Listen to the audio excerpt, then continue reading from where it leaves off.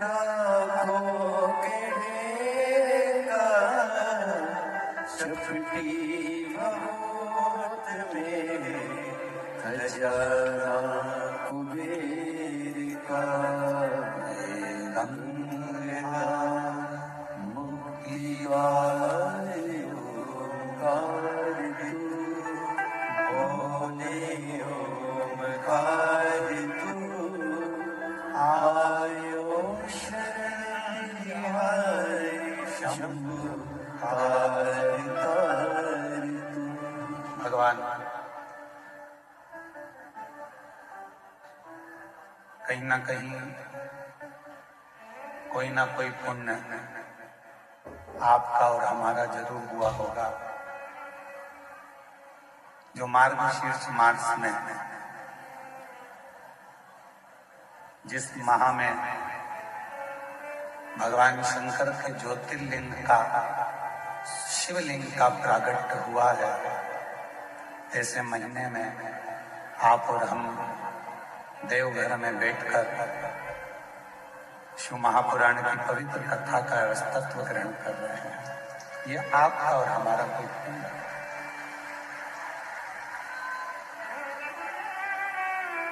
एक मानव का शरीर, मनुष्य की देह मिल जाए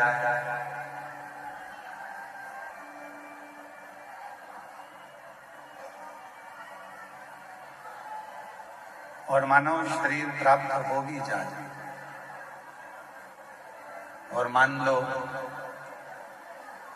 उस मानव शरीर में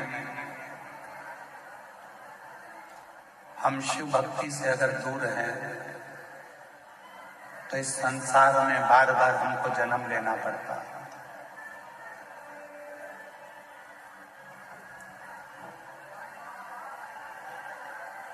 बार बार हमको जन्म लेना पड़ता है। पुनरपि जननम पुनरपि मरणम के इस प्रपंच में हमें पढ़ना पड़ता है। मृत्यु सागर में यदि मानव देह का जन्म मिला है, मनुष्य शरीर मिला है और मानव शरीर यदि प्राप्त हुआ है और उस मानव शरीर में यदि भगवान शिव की अविरल भक्ति आपको और हमको मिल जाए तो समझना कि हमारा मानव जीवन लेना सार्थक हो गया।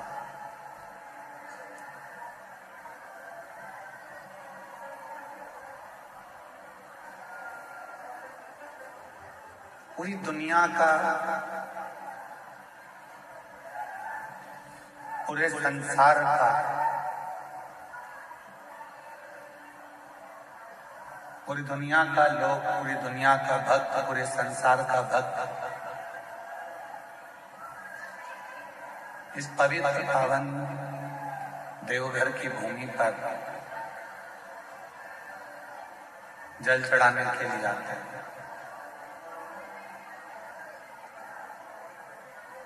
और देवघर की भूमि पर जब जल चढ़ाने के लिए आते हैं तो पूर्ण भरोसा, पूर्ण विश्वास, पूर्ण श्रद्धा के साथ आते हैं। कल एक पत्रकार महोदय देवघर के प्रश्न किए कि सुल्तानगंज से जल भरकर लोग देवघर तक आते हैं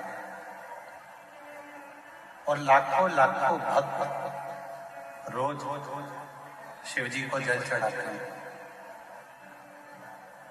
आप उनको किस दृष्टि से देखते हैं?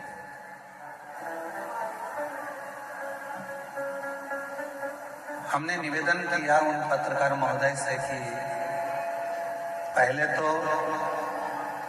देवघर में अगर श्रावण महीने में आप जल चढ़ाने के लिए आ रहे हो, श्रावण के महीने में अगर आप देवघर में जल चढ़ा रहे हो, श्रावण के महीने में आप कावड़ भर रहे हो, तो इतना ध्यान जरूर रखें कि संसार के मनुष्य में दम नहीं है कि वो 100-150 किलोमीटर दूर से गंगा जल भरकर भगवान शंकर को चढ़ाने के लिए आ जाता। ये उसकी सामर्थ्यता नहीं, ये वो नहीं चढ़ा सकता। हमको लगता है कि मनुष्य जल चढ़ाने के लिए आया है, पर जब वो गंगा का जल अपने कंधे पर रखकर बोल बम बोलते हुए जब चलता है तो वो मनुष्य नहीं रहता, 33 कोटि देवता स्वयं गंगा का जल लेकर बाबा को चढ़ाने के लिए।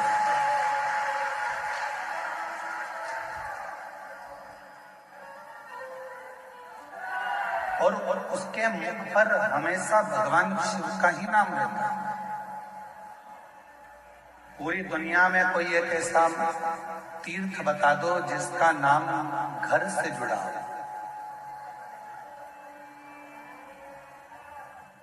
पूरी दुनिया में ऐसा कोई तीर्थ नहीं है जिसका नाम घर से जुड़ा हो।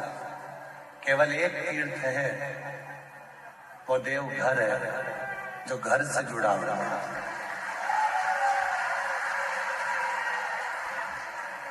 और इस स्थान का नाम भी भगवान शंकर का धाम है, भगवान शिव का धाम है, तो यहाँ का नाम तो बाबा घर होना था, यहाँ का नाम तो बाबा के नाम पर होना था, पर यहाँ का नाम क्या है? बाबा घर नहीं है। यहाँ क्या नाम है? जम के बोलो, देवघर। देवघर मतलब 33 कोटि देवता का यदि कोई घर है तो वो ये देवघर है, बाबा का स्थान। ये देवघर की पवित्र धरा।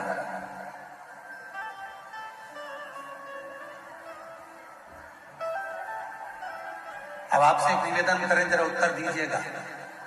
मेरी झारखंड की जीजियों, मेरे बिहार के जीजाओं, मेरी बंगाल की बहनों, मेरे छत्तीसगढ़ की भांजियों, आज इस जगह पे पूरे प्रदेश, जितने आसपास के प्रदेश हैं, सारे प्रदेश यहाँ आए हुए हैं, इसलिए आप सबको नमन करता हूँ, प्रणाम करता हूँ।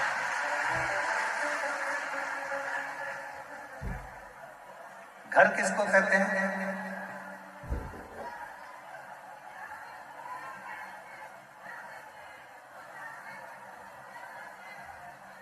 शिव महापुराण की कथा कथित घर किसको कहते हैं? जहां पर हमारे माता पिता रहते हैं। फिर वो एक किराए का भी मकान है तो वो भी घर कहलाता है। जहां माँ बाप रह रहे हैं, जहां माता पिता रह रहे हैं, उसको घर कहा जाता है। तो किसी ने इंद्रदेव से पूछा कि इंद्रदेव ये बताओ, गरुण वरुण सारे देवता मिलकर सब देवघर जा रहे हैं, वैद्यनाथ जी की पावन धरा पर जा रहे हैं, ऐसा क्यों? तो कहा वो घर है। किसका घर? तो कहा सारे देवताओं का घर, क्योंकि वहां जगत के माता पिता स्वयं भगवान शिव और सती उस भूमि पर भगवान शंकर पार्वती के साथ विराज है। भगवान देवाधिदेव महादेव स्वयं माता सती के साथ है। और तेरी कृपा बिना न हिले एक वीणु ले, श्वास तेरी कृपा से तनु तनु, बखान क्या करूं मैं राहों के ढेर का, चपटी बहुत में खजाना कुबेर का, मुक्ति ओंकार तू, भोले ओंकार तू, आयो शरण बिहारी शंभु तारदार तू। शिव कथा कर रहे हैं। जिस पवित्र धरा पर स्वयं देवता भी आने को तरसते हो, ऐसी धरा पर आप और हम बैठकर शिव महापुराण की कथा का लाभ ले रहे हैं।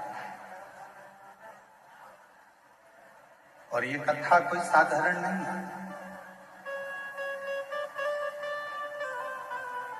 आप अपनी बुद्धि में, अपने चित्त से ये निकाल देना कि आप कथा सुनने के लिए गए। आप अपने विवेक से ये निकाल देना कि हम शिव महापुराण की कथा सुनने के लिए देवघर गए। आप अपने विवेक में ये रखना कि हम देवघर में कथा सुनने के लिए नहीं, हम देवघर में अपने पिता से अपने मन की बात करने के लिए इस भूमि पर आ रहे हैं।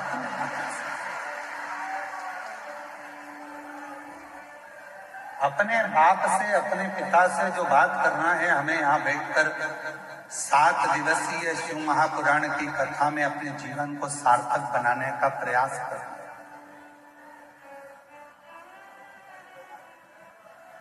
और इन 7 दिन में हम बाबा से अपने मन की बात कैसे कह सकते हैं और अपना दिल की बात बाबा से कहकर अपनी झोली कैसे भर सकते हैं, ये आपको सीखना। पड़ोसी शोर मचाएगा, पड़ोसन कुछ बोलेगी, पीछे खड़ा हुआ व्यक्ति कुछ बोलेगा, उस समय पर उसके पांव पड़कर कहना मुझे कथा सुन लेने दो। बहुत दूर से आई हूँ बाबा के धाम में कथा सुनने के लिए। 3 घंटे की कथा में से आधा घंटा आशीष जी ले लेते हैं, 2.5 घंटा मिलता है। उस 2.5 घंटे में मुझे मेरे बाबा से बहुत कुछ कहना है और मेरे बाबा की बहुत कुछ सुनना है, जिससे 3 महीने के अंदर मेरा बाबा मेरा दुख काट देगा और फिर मेरा मन आनंद, ये कहना है। और यहाँ कथा केवल शिव की नहीं होगी, यहाँ कथा केवल भगवान शंकर की नहीं होगी, यहाँ कथा माता सती की भी, शिव की भी और माँ गंगा की भी, तीनों का क्रम इस कथा में चलता।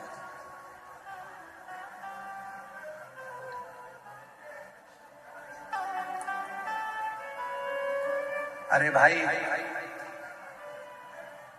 देवघर भूमि तो वो भूमि है जहां पर वर्णन किया जाता है कि देवघर में बाबा बाबा सब कहे पर माई कहे ना कोई।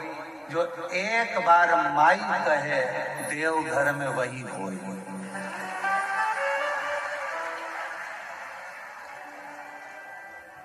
सारे ज्योतिर्लिंगों का दर्शन करिएगा, वहां पर जब पूजन होती है तो सीधे शंकर जी के ऊपर जल चढ़ाया जाता है, शिव जी के ऊपर बेलपत्र चढ़ाई जाती है, शिव जी के ऊपर दूध चढ़ाया जाता है, शिव जी के ऊपर पंचामृत चढ़ाया जाता है, शिव जी के ऊपर दही, शहद, घृत, शक्कर सब शिव जी पे चढ़ाई जाती है। केवल बाबा देवघर की भूमि ऐसी है कि शंकर जी पे चढ़ने से पहले जो जलाधारी है, जहां मां सती विराजमान है, सती माता का हृदय विराजमान है, उस जगह पर पहले चढ़ाया जाता है। उसके बाद बाबा देवाधिदेव महादेव को चढ़ाया जाता है, फिर शिव जी को चढ़ाया।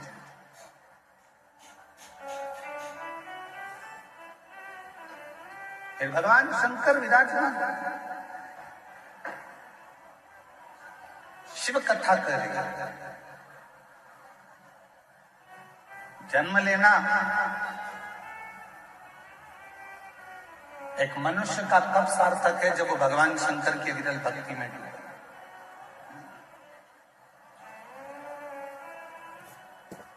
देवराज नाम का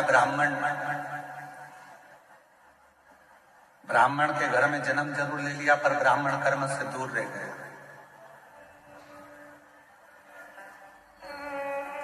आपका जन्म लेना तब सार्थक है जब आप जन्म लेने के बाद आप भगवान की विरल भक्ति में लग गए। शिव महापुराण की कथा कभी नहीं कहती कि आप अपना घर छोड़ दो, परिवार छोड़ दो, नाते छोड़ दो, रिश्ते छोड़ दो, या अपना काम धंधा छोड़ दो, या अपना व्यापार छोड़ दो। शिव महापुराण की कथा तो हमेशा एक बात कहती है कि अपना कर्म करते रहो, काम करो, व्यापार करो, व्यवसाय करो, नौकरी करो, धंधा करो, बिजनेस करो, सब कुछ करो, अपने परिवार में रहो, कुटुंब में रहो, पर साथ में जितना समय मिल जाए उसमें से थोड़ा सा समय निकालकर भगवान देव अधिदेव महादेव की अविरल भक्ति करते रहो। एक लोटा जल बाबा को चढ़ा दो। शिव की अविरल भक्ति को धारण करते हैं।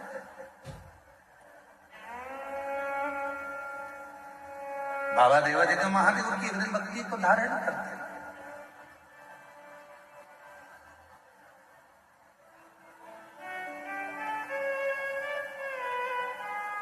कोई तुमसे कह भी दे कि अपना घर छोड़कर मंदिर में जाकर बैठ जाओ तो बिल्कुल मत बैठना, कह देना सीवर वाले बाबा ने मना करे, हम तो नहीं बैठते। कोई तुमसे कहे कि पूरा घर छोड़कर गंगा जी के घाट पर जाकर बैठ जाओ, बिल्कुल मत बैठना, कह देना महाराज ने मना करा, हम तो नहीं जा सकते। कोई कहे कि तुम बैरागी बन जाओ, कोई कहे तुम सन्यासी बन जाओ, कोई कहे तुम तपस्वी बन जाओ, कोई कहे कि तुम साधक बन जाओ, कह देना हमारे बस की बात नहीं है, क्योंकि हम कलिकाल में जन्म लिए हैं और इस कलिकाल में हम अगर घर के अंदर रहकर भी भगवान का यदि मुख से 2 क्षण में भी श्री शिवाय नमस्तुभ्यम कह लेंगे तो हमारी मुक्ति निश्चित है। ये शिव महापुराण की कथा, हमारा मोक्ष निश्चित है।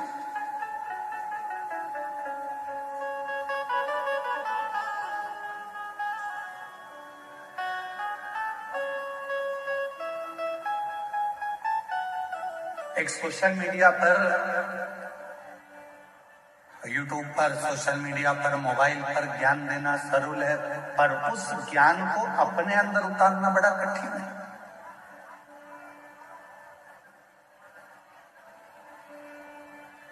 स्वयं की जिंदगी में उतारना बड़ा कठिन है।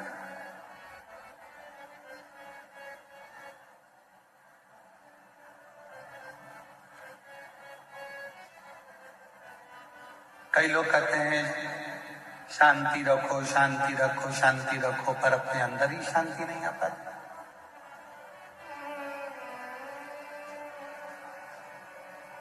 अब यहाँ इतने कथा सुनने के लिए मेरी जीजियां, मेरे जीजा, मेरी बेटियां, बेटा, मेरी माता, मेरे बुजुर्ग माता पिता इस पवित्र कथा में आए हैं।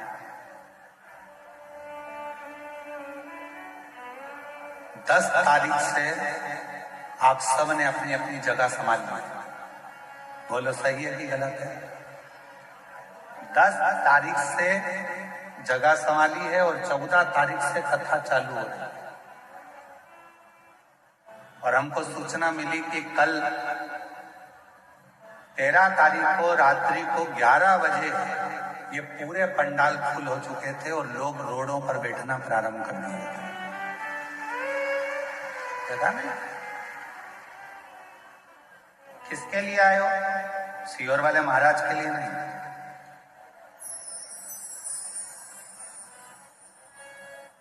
आप किसी व्यक्ति और विशेष के लिए नहीं है। आप आए हो शंकर भगवान को अपने मन की बात कहने के लिए और शिव जी का वर प्राप्त करने के लिए। सीहोर वाला महाराज आपको कुछ नहीं देगा। आप गलतफहमी में मत रहना कि सीहोर वाला महाराज आपको कुछ दे देगा, कुछ नहीं। हमारी सामर्थ्यता नहीं है कि हम दे सके, पर मेरे देवघर वाले बाबा की इतनी सामर्थ्यता है कि दुनिया का सारा सुख आपको दे सके।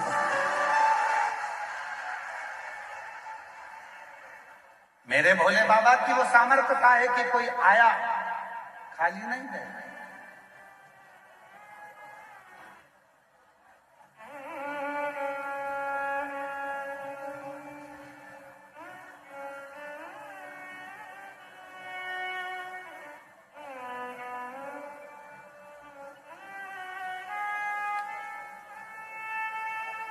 मैं सांसद महोदय जी से एक बात कहूंगा, डॉक्टर निशिकांत जी दुबे जी से। दुबे जी, यहाँ एक जमशेदपुर की जीजी खड़ी है, ये खड़ी है, ये जमशेदपुर में कथा करी अकेली, और इन्होंने कहा गुरुजी हमारे जमशेदपुर में हम कथा तो करा लेंगे पर इतने लाखों भक्तों का हम भोजन नहीं करा पाएंगे। हमने इन दीदी से कहा कि तुम बाबा देव घर जाओ और वहां पे पीला चावल देकर वहां का एक चावल उठाकर लिया ना, और एक बेलपत्री लाकर एक छोटा सा टेंट लगाकर वहां रख देना। तुम ना हलवाई करना, ना तुम अनाज रखना, बाबा देवघर वाला आएगा और पूरा भंडारा कर कर जाएगा। और पूछो उनसे, सांसद जी, ये दीदी ने एक छोटा सा टेंट लगाया, मां ना हलवाई करा भोजन बनाने वाला और ना भंडारे की तैयारी करी, बस लिख दिया भोजनशाला। और कोई बाहर से एक टीम आई 15 लोगों की हलवाईगिरी करने के लिए, ना जाने कहां से आई थी और कहां से गाड़ी भरा भरा कर चावल आता गया, अन्न आता गया और भंडारा चालू हो गया, कथा चलती रही। आज तक इस बहन को भी नहीं मालूम कि भोजन किसने बनाया था। आज तक इस बहन को भी नहीं मालूम कि भोजन लाया कौन था, अन्न कौन लाया, सामान कौन लाया, चूल्हा किसने जलाया, भट्टी कौन ने जलाई, किसने मिठाई बनाई, किसने चावल बनाया, किसने भाजी बनाई, किसी को नहीं मालूम। अब ये बहन एक दिन सीओर आकर बोली कि गुरुजी वहां भोजन बनाने के लिए क्या आपकी टीम आई थी? हमने कहा नहीं, हमारा बाबा आया था और वो बनाकर गया। और सब यहाँ किसी की सामर्थ्यता नहीं होता,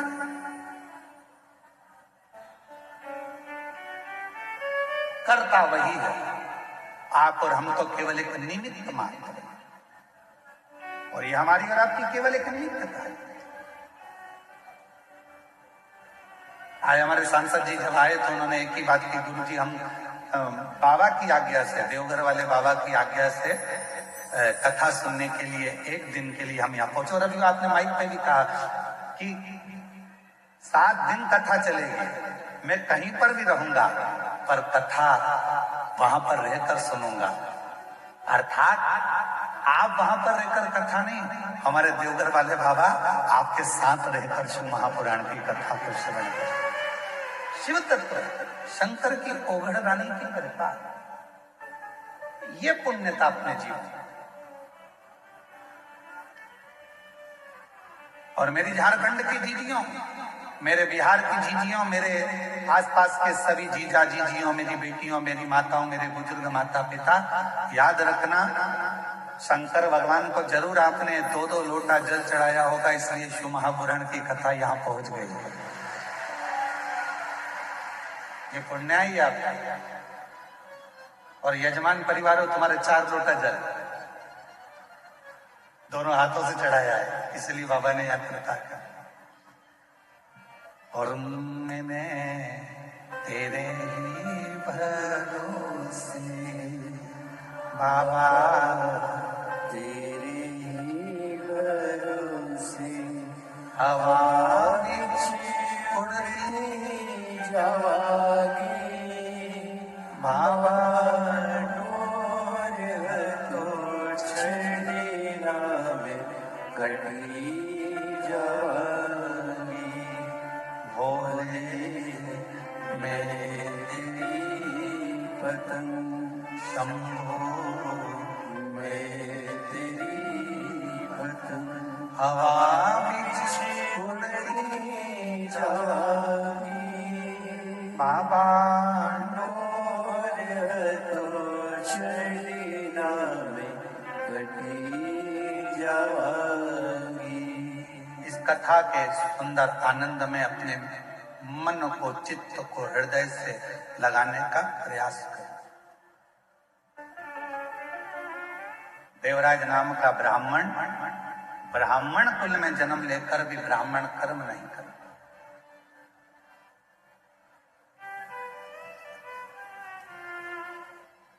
मानव का देह मिल जाए और मानव का देह प्राप्त कर भी यदि हम अच्छा कर्म ना कर पाए तो हमारा जीवन बेकार।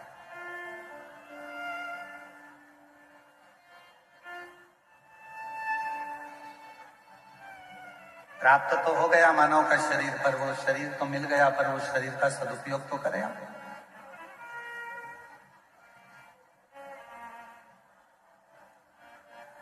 कोई 5 दिन के लिए, कोई 7 दिन के लिए, कोई 3 दिन के लिए, कोई 2 दिन के लिए, कोई 4 दिन के लिए इस कथा के पंडाल में आया।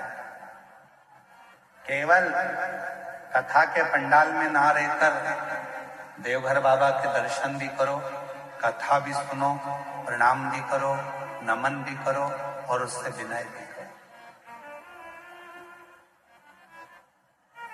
सेवा करने का मौका मिल जाए तो सेवा करो।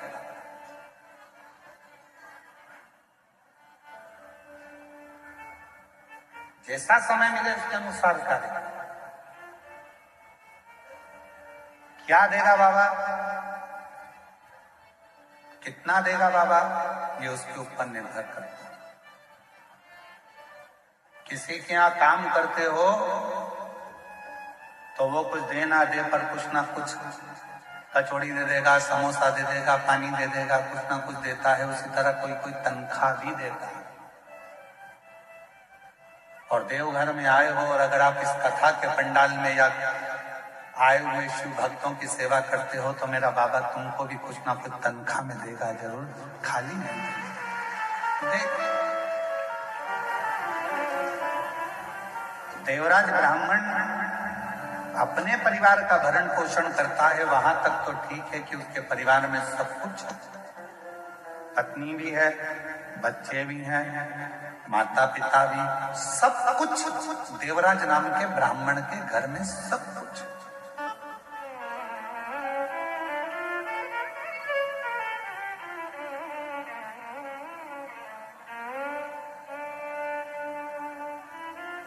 पर कोई संगति,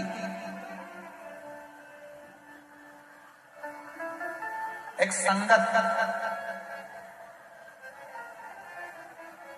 अच्छे की संगत मिल गई तो जिंदगी बना देती है और बेकार की संगत मिल गई तो जिंदगी बिगाड़ देती है। एक हमारे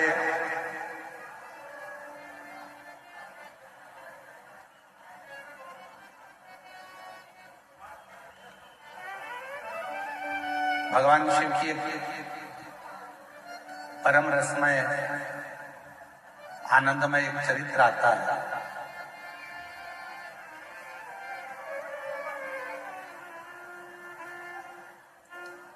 जम्मू कश्मीर में,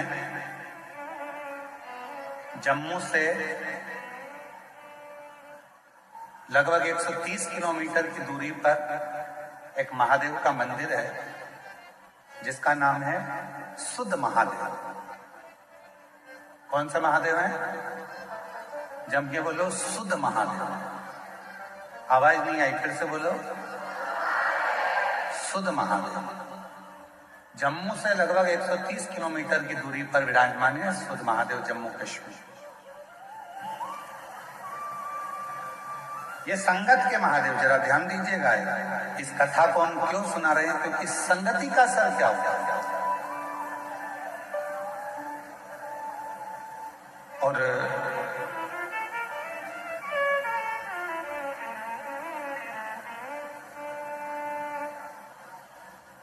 जिस जगह पर ये शुद्ध महादेव विराजमान है, इसी भूमि पर मां पार्वती जी भगवान शंकर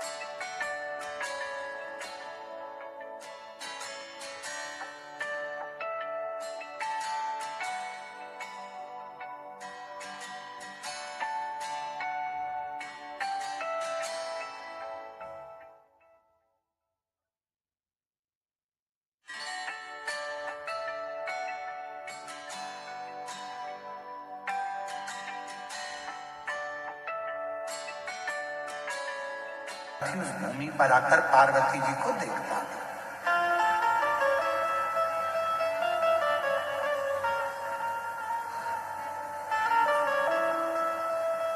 माँ जगत जननी अपनी बाल्यावस्था में शिव भक्ति में लगी, भगवान शंकर की अविरल भक्ति धारण कर रहे।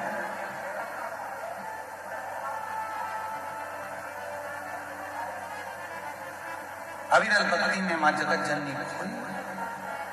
अब सुधात ने एक बार विचार करा, सुधात असुर ने विचार करा कि ये है कौन।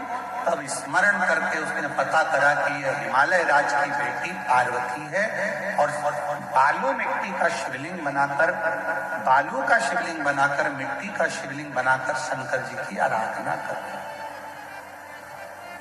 शिव की आराधना, भगवान शंकर की अविरल भक्ति को धारण कर।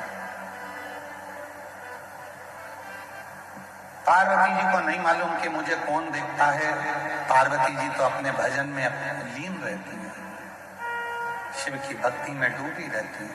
श्री शिवाय नमस्तुभ्यं, श्री शिवाय नमस्तुभ्यं,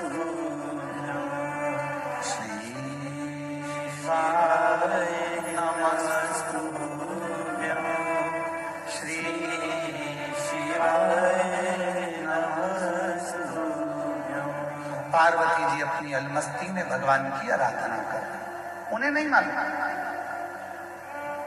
जो कथा सुनने के लिए आता है वो ये नहीं देखता कि मैं आगे बैठा हूं कि पीछे बैठा हूं कि राइट में बैठा हूं कि लेफ्ट में बैठा हूं। उसका तो एक ही तत्व है कि कहीं पर बस माइक की आवाज आ जाए, कहीं पर भी बैठकर मैं कथा सुनूंगा, मेरे कानों में अगर ये शिव महापुराण की कथा अंदर चली गई और जिस जमीन पर बैठकर मैं कथा सुनूंगा, जब आरती हो जाएगी, आरती होने के बाद जब मैं उठूंगा, उस जमीन की रज को, मिट्टी को जब मैं अपने मस्तक से या मेरे शरीर में जो दुख है, तकलीफ है, वहां लगाऊंगा, तो वो सोच कर जाता है कि मेरा दुख समय पर समाप्त तो होगा ही निश्चित है। और कोई पूछे कि सीवर वाला महाराज बोलता है कि जहां कथा बैठकर सुन रहे हो, उठोगे, आरती होने के बाद जब वहां से जाओगे, वहां की मिट्टी को अपने मस्तक चढ़ा कर जाना या उस मिट्टी को नमन कर कर जाना, ये कहाँ लिखा? तो इस सुधात असुर की कथा में, माँ जगत जननी की कथा में, सुध महादेव की कथा में इसका वर्णन आता है। स्कंद पुराण में भी इसका वर्णन, स्कंद पुराण में भी सुध महादेव का वर्णन आता है। और जब भी आप जम्मू कश्मीर घूमने के लिए जाएं,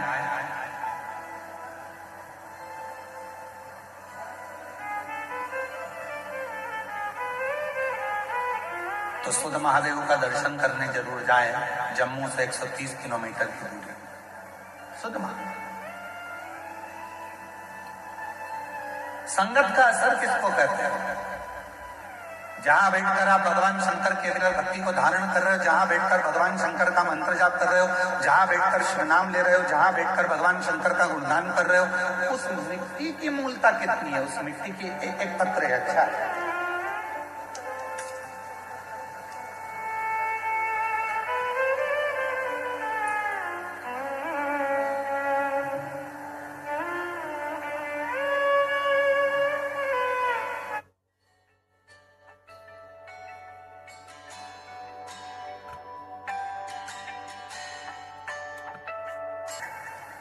मैं करुणा सिंह, पति संतोष कुमार सिंह, मेरा घर कल्याणपुर रोड, मंगेर का निवासी। पत्र को एलईडी पर पढ़ाएंगे, आस्था चैनल पर भी पत्र चलेगा, यहाँ की टीवी से कर रहा हूं। मैं करुणा सिंह, पति संतोष कुमार सिंह, मेरा घर कल्याणपुर रोड, मंगेर का निवासी हूं।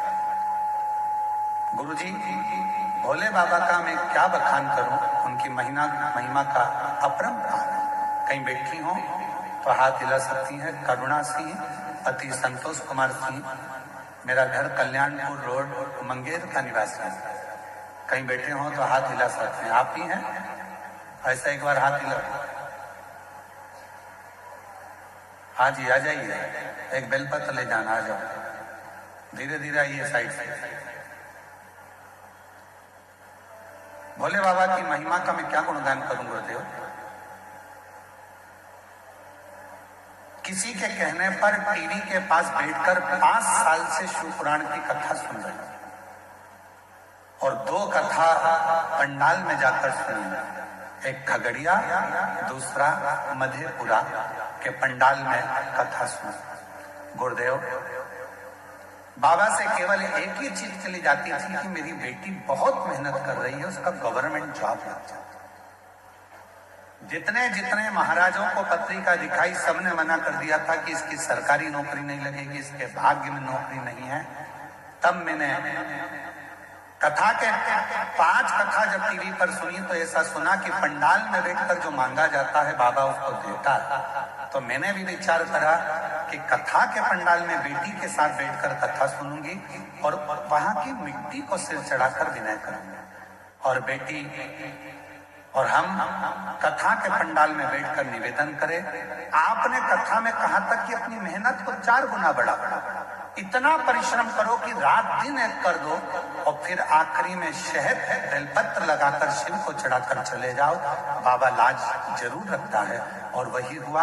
आज बाबा की कृपा से पंडाल में कथा सुनने का फल क्या मिलता है। आज मेरी बेटी का बिहार पुलिस में सिलेक्शन हो गया। मैं बाबा को यहाँ नमन करने के लिए आया। 9 मई 2025 की मेरिट लिस्ट में बाबा ने निकाला। मेरी बेटी का मैं फोटो भी लगा रही हूँ साथ में। शिव की कृपा किसको, शंकर की उदारता किसको, शिव तत्व किसको।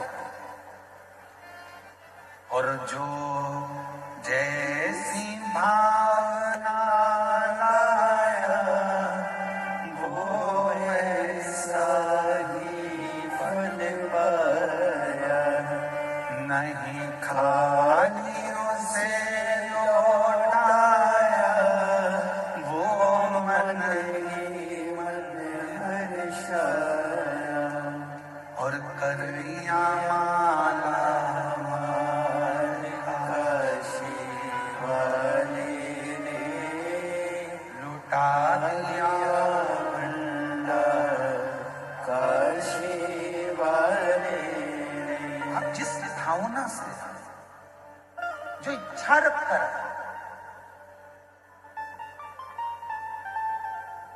शुद्ध महादेव की कथा कर सत्संग, अच्छी संगति बुरी संगति का असर कैसे होता है, संगत का असर कैसे होता है, ये महादेव की कथा बताती। पार्वती जी बैठकर भगवान शिव की आराधना करती हैं, साधना करती है। और मां पार्वती जी जब भगवान देवाधिदेव महादेव की आराधना साधना कर कर उठ जाती हैं। आज सुधात असुर ने विचार करा, जरा जहां ये लड़की बैठकर, ये कन्या बैठकर आराधना करती है, वहां की मिट्टी को जरा मैं थोड़ा सा लगा कर देखता हूं। उस मिट्टी को लगाकर कितना फल है मिट्टी का, जरा ध्यान दीजिएगा। जरा जहां बैठकर आप कथा सुन रहे हो, 7 दिन शिव महापुराण की कथा जहां चल रही है, उस भूमि का, उस मिट्टी का कितना प्रभाव, कितना फल उसमें, जरा विचार। सुधात असुर जहां पार्वती जी बैठकर भगवान शिव की आराधना कर रही थी, वहीं पर उस मां पार्वती जी के उठने के बाद वहां की मिट्टी को सुधात असुर ने अपने तन पर लगाया, अपने तन पर। और जैसे ही सुधात असुर ने अपने तन पर लगाया, उसको कुछ परिवर्तन सा लगा। उसके जीवन में उसको परिवर्तन सा लगा।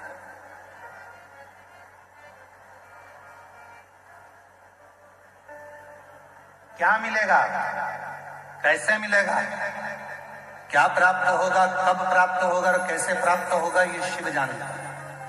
सुधात असुर ने नियम बना लिया कि अब ये कन्या जब तप कर कर उठेगी, साधना कर कर उठेगी, ये कन्या जब भगवान शंकर का पार्थिव पूजन कर कर उठेगी तो वहां की मिट्टी को मैं जहां बैठूंगा वहां रखूंगा, जहां सोऊंगा वहां रखूंगा, और उस मिट्टी का संग उसके जीवन में होने लगा। उस मिट्टी का संग,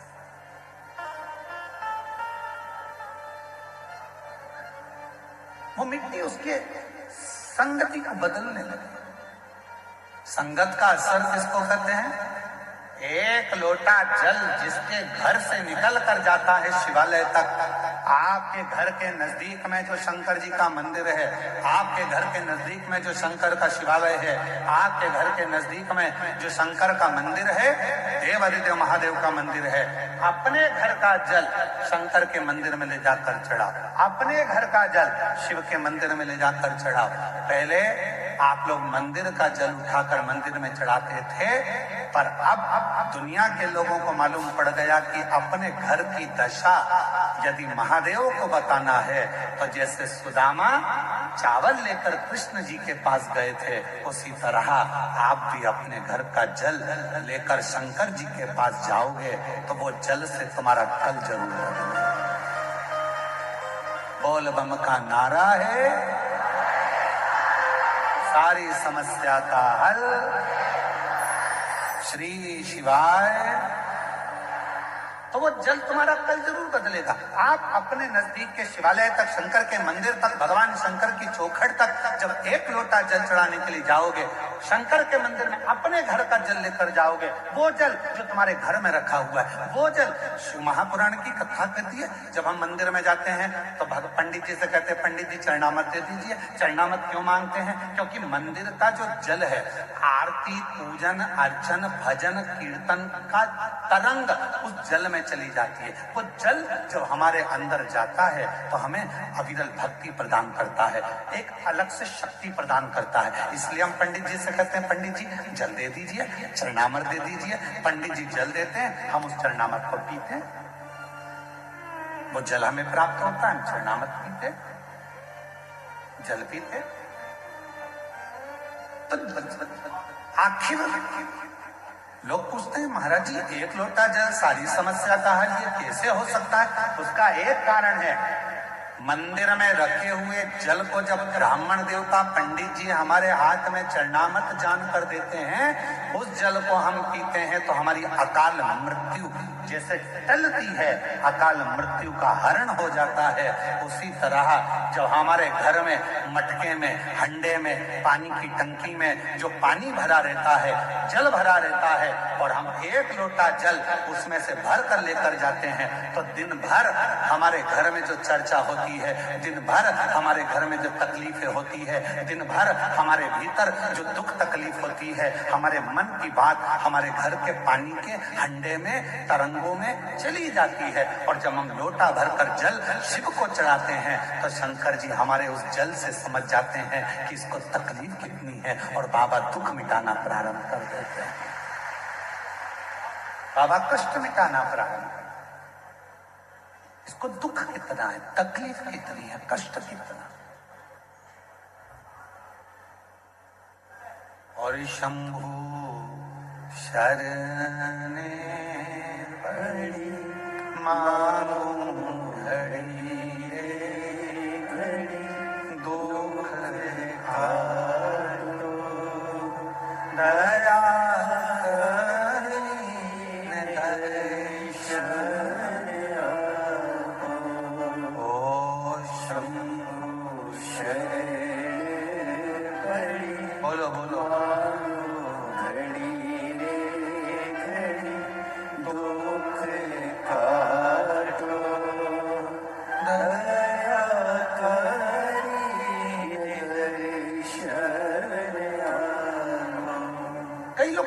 एक लोटा जल सारी समस्या का हल, एक लोटे जल से समस्या कैसे मिट सकती है, एक लोटे जल से दुख कैसे मिट सकता है, एक लोटे जल से तकलीफ कैसे मिट सकती है। हम निवेदन करेंगे, एक लोटा जल चढ़ाकर देखिए, जब आप चढ़ाना प्रारंभ करेंगे और पूर्ण विश्वास भरोसे के साथ देवाधिदेव महादेव को जब एक लोटा जल चढ़ाएंगे, निश्चित है जो घर में रखा जल है उस जल में आपके विचार, आपकी सोच, आपका मन उस जल में गया होता है। क्या घर में चल रहा है, वो जल में तरंगे पड़ी होती हैं, और वो जल जब शिव जी को चढ़ता है तो मेरा बाबा आपके धीरे धीरे दुख हरना प्रारंभ कर देता है, तकलीफ हरना प्रारंभ कर, तो करता है।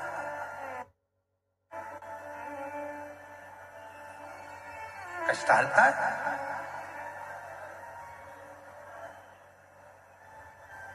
सुधात नाम का असुर जहां पार्वती जी,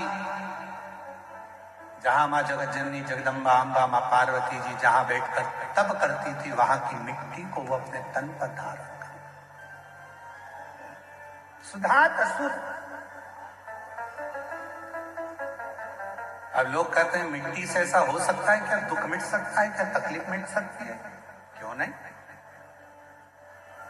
क्यों नहीं मिट सकता? एक असुर जो देवताओं को परेशान कर रहा है, एक असुर जो गंधर्वों को परेशान कर रहा है, एक असुर जो अप्सराओं को परेशान कर रहा है, एक असुर जो सबको कष्ट दे रहा है, और केवल मां जगत जननी के उठने के बाद उस मिट्टी को वो अपने तन पर धारण कर लेता है, तो उसकी जिंदगी में इतना बदलाव हो जाता है कि वो शंकर की भक्ति की ओर जुड़ता चले जाता है। जुड़ कितना फल है।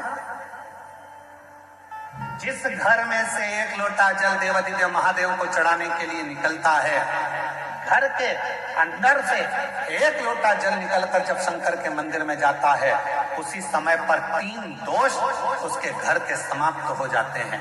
पहले नंबर का, घर के अंदर से जल गया तो वास्तु दोष समाप्त हो गया। दूसरे नंबर पर घर के रसोई घर में, मटके में, हंडे में, टंकी में से जल गया तो पितृ दोष शांत हो गया। और तीसरे नंबर पर घर के अंदर से जब हम जल लेकर निकलते हैं, अपना दरवाजे से बाहर निकलते हैं शिव को जल चढ़ाने के लिए, तो काल सर्प दोष समाप्त हो जाता है। ये 3 दोष उसी क्षण समाप्त हो जाते हैं। ये 3 दोष उसी पल समाप्त हो जाते हैं। ये 3 दोष अपने आप उसी क्षण समाप्त हो जाते हैं। कोई तुमसे कह दे कि तेरे घर में वास्तु दोष है, तुम्हारी ये बाथरूम गलत बनी है, सीढ़ियां गलत बनी है, छत गड़बड़ हो गई, सीढ़ियां गड़बड़ हो गई, ये गड़बड़ हो गया, वो गड़बड़ हो गया, लोग कह दे तुमसे कि तुम ये गड़बड़ है, वो गड़बड़ है, वो गड़बड़ है, उससे कह देना सारा गड़बड़ भले हो, पर मुझे पूर्ण भरोसा है जब एक लोटा जल लेकर मैं शंकर जी के मंदिर में जाऊंगी तो सारे दोष अपने आप मिटते चले जाएंगे।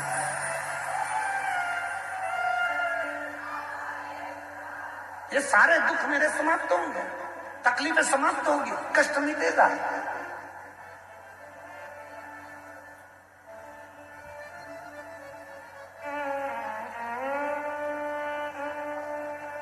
वो दुख समाप्त होगा, वो कष्ट मिटेगा, वो तकलीफ मिटेगी। जब हम जाएंगे भगवान की शरणागति में, शिव के चरणों की ओर, भगवान शंकर की आ जाओ शरणागति की ओर, तो वो दुख मिटेगा। भगवान शंकर उस कष्ट को मिटाएंगे।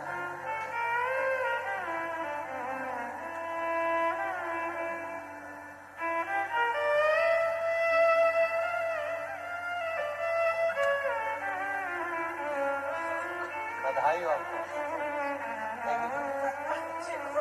बाबा की कृपा दृष्टि। अब ठीक है बाबा, सुख सांस लीजिए।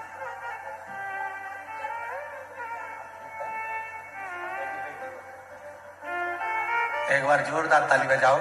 बेटी की सरकारी नौकरी लगी है, पति का पांव की हड्डियां चूर चूर हो गई थी, डॉक्टर ने ऑपरेशन का भी मना कर दिया था कि ये पांव कभी ठीक नहीं होगा, पर देवाधिदेव महादेव की कृपा से आज चलकर यहां तक आए हैं। एक बार जोरदार ताली बजाकर साथ में।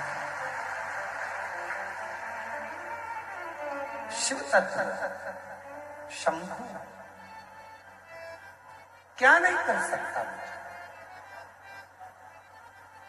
आप शिव से एक संबंध जोड़ने का प्रयास करिए। शिव से, भगवान देवाधिदेव महादेव से एक संबंध जोड़ने का प्रयास।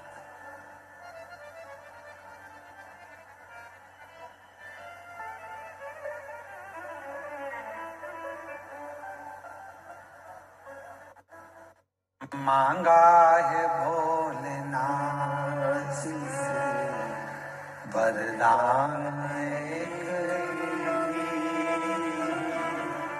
मांगा है भोलेनाथ से वरदान एक तेरी कृपा बनी रहे जब तक है जिंदगी तेरी कृपा बनी रहे जब तक है जिंदगी मांगा है भोलेनाथ से वरदान एक आप भी बोलो मांगा है वरदान तेरी कृपा बनी रहे जब तक है जिंदगी तेरी कृपा बनी रहे जब तक है जिंदगी मांगा है भोलेनाथ से वरदान मांगा है भोलेनाथ से वरदान संसार सागर में जब तक रहूं तेरी कृपा बनी रहे मेरे जीवन के सारे दुख सारी तकलीफ सारा कष्ट सारी बीमारी सब तू है सब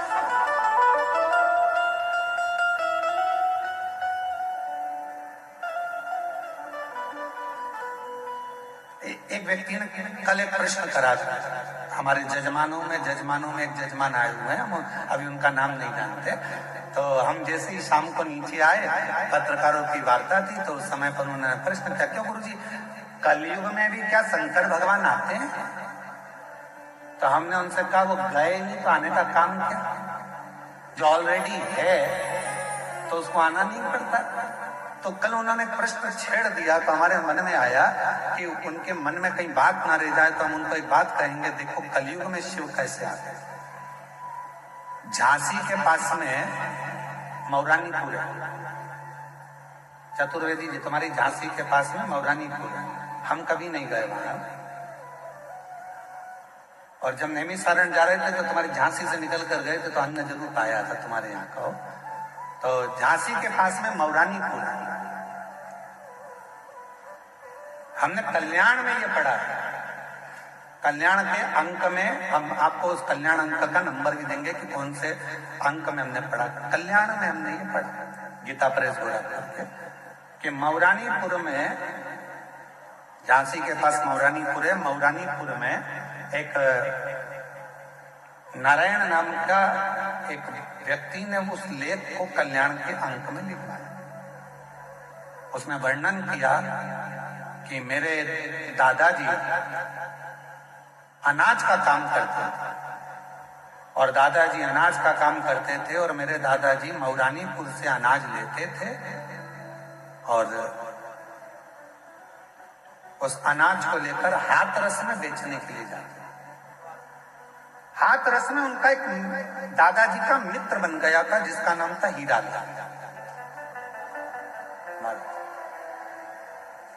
और हीरालाल के ना तो पत्नी थी ना बेटा था परिवार के लोग केवल उससे काम कराते थे वो कमाई का एक स्रोत बन चुका था अवस्था ढलती जा रही थी परिवार के लोगों ने उसको पूछना बंद कर दिया था एक दिन नारायण के दादाजी जब अनाज बेचने के लिए मौरानीपुर से हाथरस गए तो हीरालाल से मिले तो हीरालाल का चेहरा उतरा हुआ था तो कहा सेठ जी आपका चेहरा उतरा हुआ है हाँ मेरा कोई है नहीं बहुत तकलीफ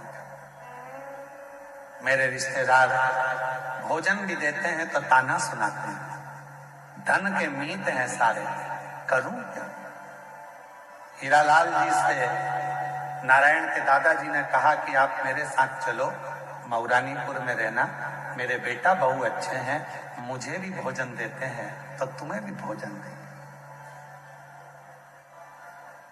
हीरालाल व्यापारी के कहने पर, नारायण के दादाजी के कहने पर मऊरानीपुर आ गए। ये कलयुग की कथा है, इसी कलयुग की कथा, बहुत पुरानी नहीं, बहुत नई कथा।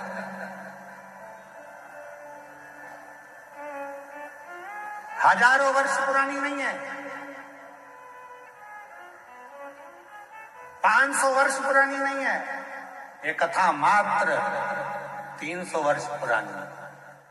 मात्र हीरालाल को लेकर आ गए। हीरालाल अपना सामान ले आया, पैसे ले आया, उसको बहुत सम्मान देने लगे। हीरालाल उसको लोग सब घर के जितने भी परिवार के लोग थे, दद्दाजी दद्दाजी दद्दाजी दद्दाजी कहते और उसको सम्मान। हीरालाल के पास में जो पैसा था, आधे पैसे का तो हीरालाल ने नारायण की माता जी के जेवर बनवा दिए और आधे पैसे का हीरालाल ने मंदिर बनवा दिया शंकर जी का, क्योंकि वो शिव की आराधना करता था, शंकर का उपासक था, शिव भक्ति का। अब एक दिन अवस्था चलते चलते चलते चलते हीरालाल की आंखें चली गई और हीरालाल को दिखना बंद हो गया। घर के लोगों ने कहा, दादाजी प्रयागराज में मेला भराया है माघ का, आप नहीं चलोगे? दादाजी बोले, मेरी आंख से तो दिखता नहीं है, मुझे तो एक काम करो, शंकर जी के मंदिर में छोड़ दो, मैं शिव जी को लोटा भर के जल चढ़ाता रहूंगा, तुम आ जाना और फिर मुझको भोजन दे देना, सुबह जाओगे रात को तो आ ही जाओगे प्रयाग से। ठीक। नारायण के माता पिता दादा सब चल दिए प्रयागराज। प्रयागराज से आते आते उनको याद आया, दद्दा तो शंकर के मंदिर में बैठे होंगे, भूखे होंगे, चलो जल्दी नारायण जाओ दद्दा का हाथ पकड़ कर लाओ। नारायण दद्दा का हाथ पकड़ने के लिए जैसे ही जा रहे थे, दद्दा को देखा नारायण ने कि दद्दा की आंखों पर एक पट्टी बंधी हुई है, आंखों पर पट्टी है। नारायण ने पूछा, दद्दा तुम्हारी आंखों पर पट्टी कैसे आई? दद्दा ने कहा, लाला शंकर जी के मंदिर से मैं आ रहा था, तब एक व्यक्ति सामने आकर खड़ा हो गया, मैं उसको देखा तो नहीं क्योंकि मेरी आंखें नहीं थी, दिखता नहीं था। वो मुझसे कह रहा था, बाबा कहां से आ रहे हो? मैंने कहा, शंकर जी के मंदिर से दर्शन कर कर आ रहा हूं। वो बहुत तेज हंसा, हंसकर उसने कहा, दद्दा तुम्हें दिखता तो है नहीं, फिर शंकर जी के मंदिर में क्यों गए? दद्दा कहते हैं कि मैंने उस व्यक्ति से कहा कि मुझे नहीं दिखता तो क्या हुआ, मेरे महादेव को 3-3 आंखों से दिखता, तो मेरे बाबा को तो दिखता। दद्दा तुम्हारी आंखें नहीं है? नहीं। दद्दा तुम्हारी आंखों का इलाज करवाया? हाँ, सारे डॉक्टरों को दिखाया पर आराम नहीं लगा, सबने कह दिया तुम्हारी आंखें कभी नहीं आएगी। इतने में उस व्यक्ति ने कहा, दद्दा मैं बहुत बड़ा वेद हूं, तुम कहो तो तुम्हारी आंखों का इलाज कर सकता हूं, पर उसमें इलाज करने में लगभग 5 दिन लगेंगे।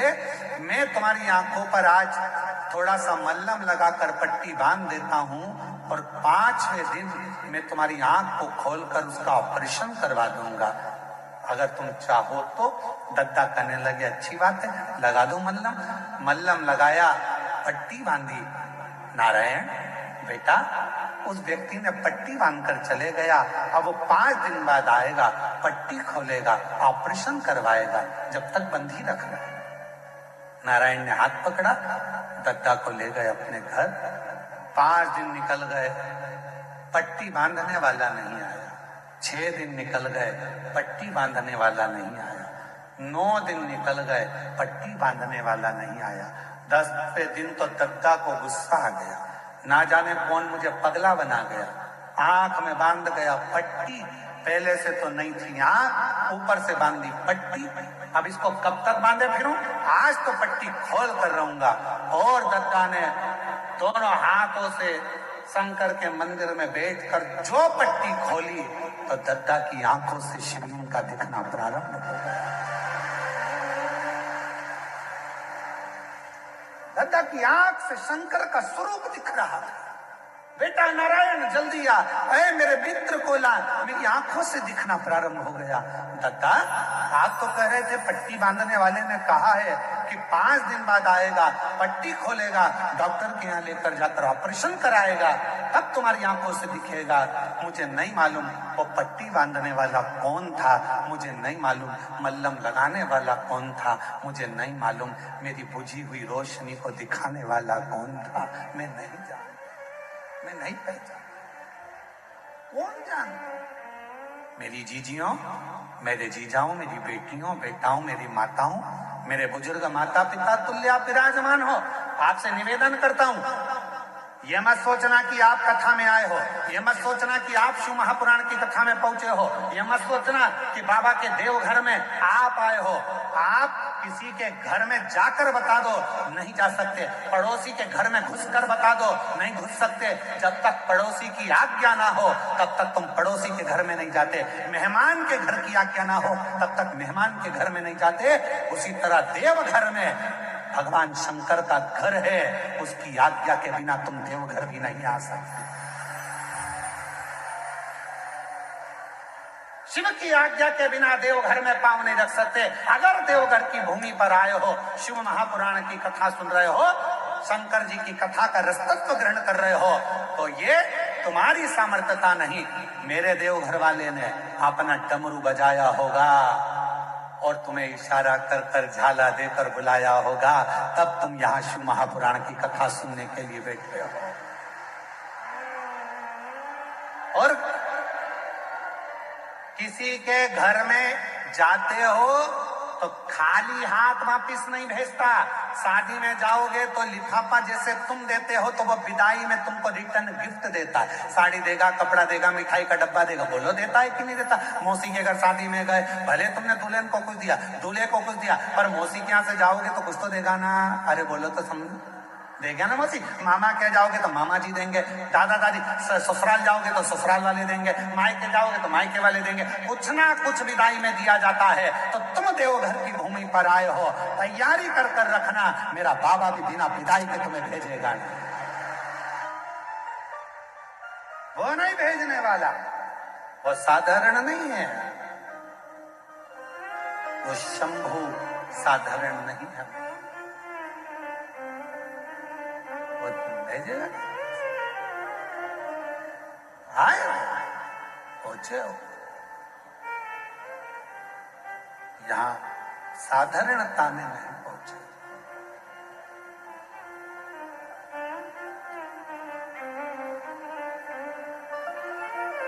वो जब देता है, देवता देते हैं पल्ला झाड़ कर और महादेव देते हैं छप्पा।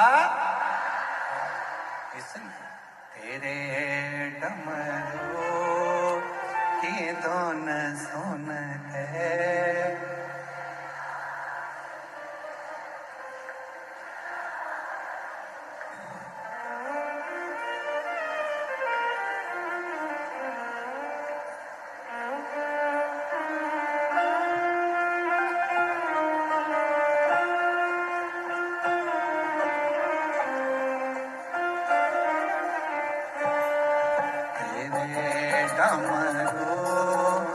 धुन सुन के मैं काशी नगरिया तेरे डमरू की धुन सुन के मैं काशी नगरिया तेरे डमरू की धुन सुन के मैं काशी नगरिया हूँ। तेरे सब गाइए, मैं काशी नगरिया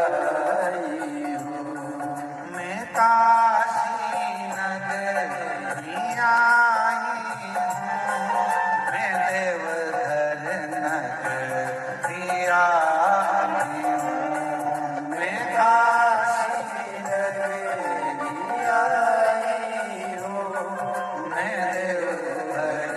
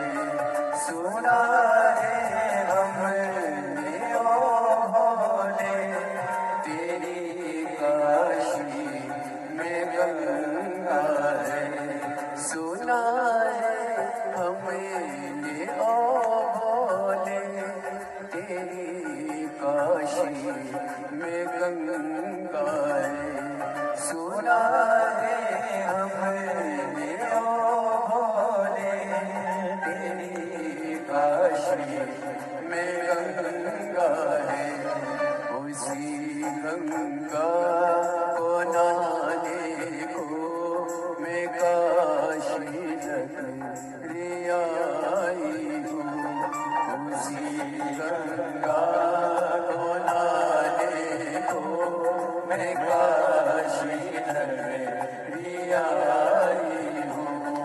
मेरे भोले ओ बम भोले, मैं देवघर नगरी आई हूँ। मेरे भोले ओ बम भोले, मैं देवघर नगरी आई हूँ।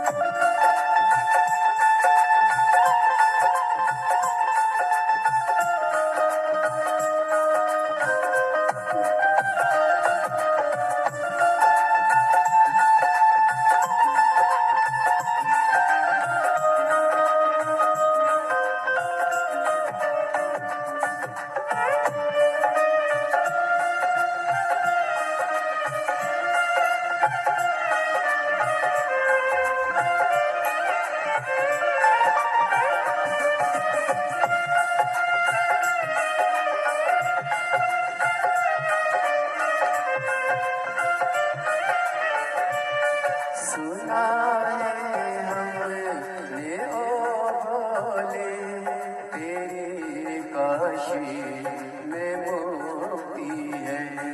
सुना है हमने ओ भोले, तेरी काशी में मुक्ति है। सुना है हमने ओ भोले, तेरी काशी में मुक्ति है। सुना है हमने ओ भोले, तेरी काशी में मुक्ति है। उसी मुक्ति को पाने को मैं काशी नगरी आई हूँ। उसी मुक्ति को पाने को मैं काशी नगरी आई हूँ। मेरे भोले ओ बम भोले, मैं देवघर नगरी आई हूँ। मेरे भोले ओ बम भोले, मैं देवघर नगरी आई हूँ।